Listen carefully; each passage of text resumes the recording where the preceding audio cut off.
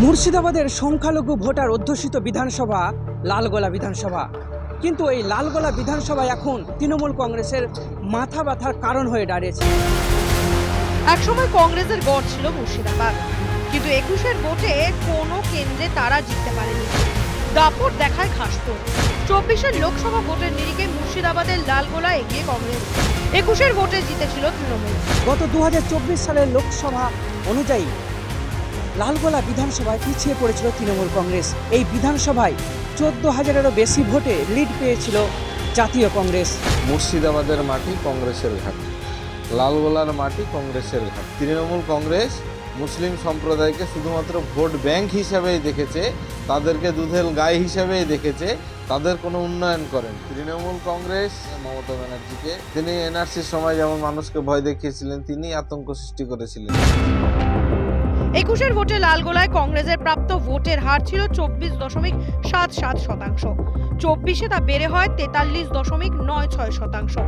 অন্যদিকে তৃণমূলের প্রাপ্ত ভোটের হার 56.64% থেকে কমে হয় 36.35%।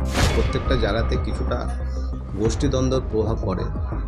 সবাই চেষ্টা করে কি ওকে হারিয়ে আমার ভোটটা জিতাবো, এরকম ব্যাপারটা কিছু ক্ষেত্রে ওখানে হয়ে থাকে। তো অভিষেক বন্দ্যোপাধ্যায় গোটা মুর্শিদাবাদ দেখছেন।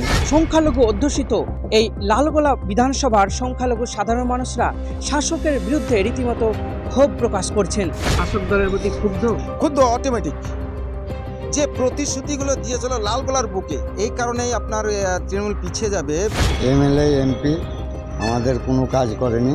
আমরা তো সামনে ভোট যে আশা করছি তৃণমূলকে ভরাডুবি করে জনসাধারণ।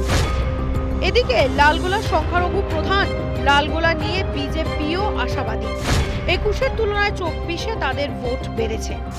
অনেক সংখ্যালঘু মানুষ বিজেপির প্রতি আস্থা রাখছে। মানুষ আস্তে আস্তে তৃণমূলের প্রতি মানুষ মুখ ঘুরিয়ে নিয়েছে। পরবর্তীতে দেখবেন তৃণমূল এখানে আরও ধরাশায়ী হবে।